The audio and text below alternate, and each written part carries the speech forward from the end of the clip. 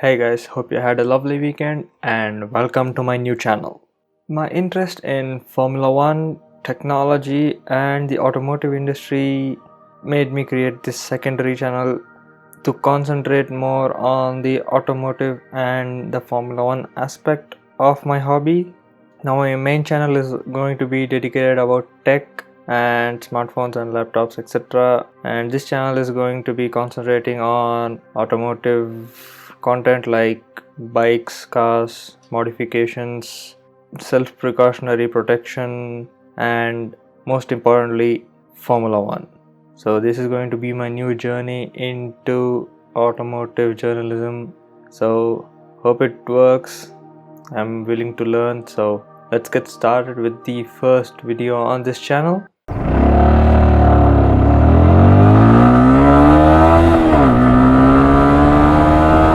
Today we are going to talk about the Italian Grand Prix that happened on the 6th of September 2020, and this is round 8 of the Formula 1 season of 2020. And a few months ago we couldn't say that we had a set championship year, but thanks to the efforts of FIA and the countries involved, we have a full-fledged championship. So thank you all for your effort in this crisis. And coming on to Monza, it is also known as the Temple of Speed, and technically most of the teams here have the lowest amount of wing possible to get the highest top speed, because there are a lot of straights on this track. So there is going to be a mix-up of low downforce vehicles and slightly higher downforce vehicles, like the Mercedes had to have an overall better lap time rather than concentrating on the top speed, the straights. To start off with the qualifying, we always have trouble with traffic in Monza qualifying, and even in the practice sessions with different drivers on different strategies, there is always going to be a traffic jam. And in the third sector, because everybody is queuing up to have the perfect entry, and because the toe is so important over here on this track, they all go end over each other, and basically either they time it to perfection or they mess it up. Like last year we had the Q2 second run that nobody could start because they were all jumping in front of each other and trying to not be the first one out, and that was a big fiasco. And again it happened again this year in Q1, but it was a bit more extreme because there was a pack of 6 or 7 cars starting their lap at the same time, and turn 1, turn 2, it became a sort of a mayhem, especially with Ocon and Kimi. And more sad noises for the Tifosi at Ferrari, because Vettel got out in Q1.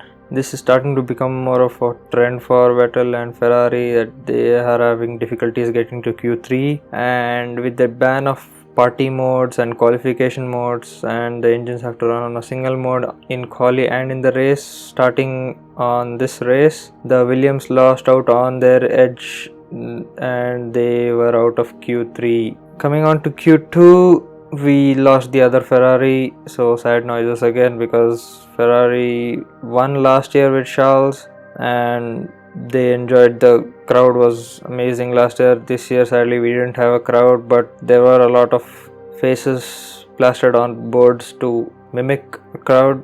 Guess at least that's better than nothing. But yeah, again Q2 Charles got out, and in Q3 Hamilton edged out everybody else with a 1 minute 18.887, and shows how dominant this Mercedes is even without the quali modes.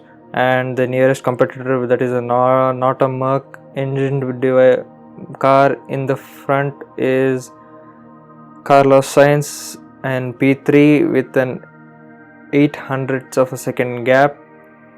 So that is showing the might of the Mercedes in the 2020 year, and this is going to be carried on even into 2021 because the regulations got pushed to 2022. So we can expect another champion coming from Mercedes even next year, unless Ferrari and Red Bull bring up their game. Special shout out to Sainz and Perez to edge out the Red Bull in Q3, with Verstappen being the closest competition for Hamilton in the championship being P5.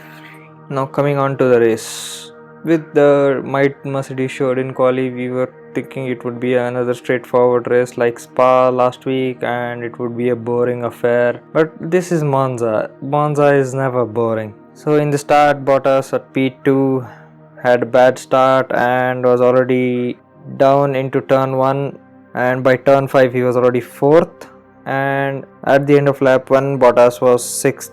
So Sainz and Norris jumped Bottas and were already running P2 and P3, but at this point Hamilton was just ahead and was pulling ahead, and we thought this was going to be another typical race where Hamilton would dominate the whole field, but that comes again in Act 3. So Act 1, all of this was boring until lap 6, where Vettel started losing his brakes and couldn't turn into turn 1 and went through the bollards, and after this lost Vettel as a DNF with brake failure.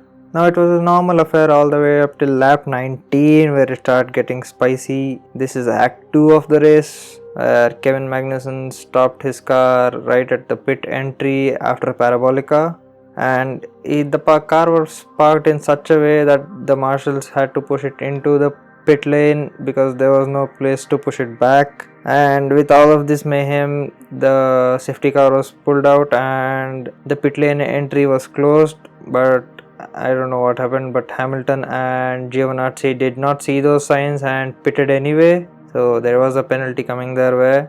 But the rest of the field did not pit, and once the pit entry was opened, everybody pitted on lap 22.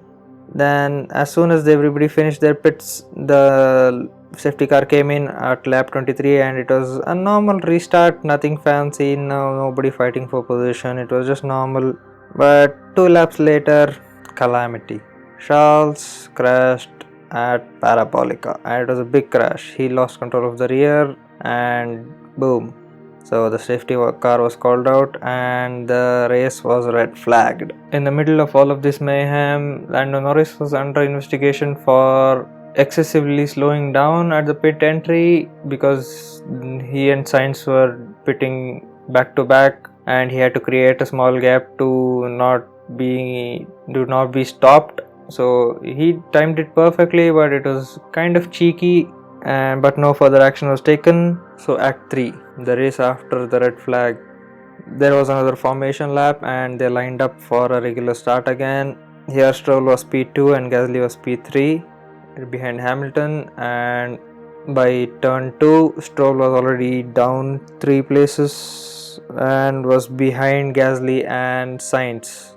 Now Hamilton pushed for 2 laps and made a 5-second gap, and then went and got through his 10-second stop-go penalty, and Giovinazzi went through his stop-go penalty another lap later. So Hamilton was last for 1 lap, followed by Giovinazzi. When Hamilton was last, he was around 18 seconds behind the last person on the track, which was Albon, on lap 30, and he had a long task in front of him to push all the way to the top. Mercedes predicted that he would go to P6, and in the middle of all of this, Verstappen retired his car, citing saving the engine and not wanting it to blow up.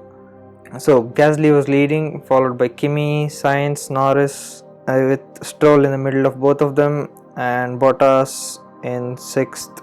And then Kimi did not have the pace to stay in the top and was slowly dropping off, and this is where it got interesting because Hamilton was already catching Albon and already started overtaking people, and the top 5 stayed where they are, with Gasly leading, followed by Sainz, Stroll, Norris and Bottas. They did not change a lot. Sainz actually pushed a lot to try to get P1. It was so close, but Gasly defended very nicely. It was an admirable defense from the Frenchman, and by the end of the race, Hamilton was up to 7th position, right in front of Ocon and behind Ricciardo. So it was a good race for Pierre, Stroll and Sainz, because even Stroll got his previous position in Baku because the front runners messed up.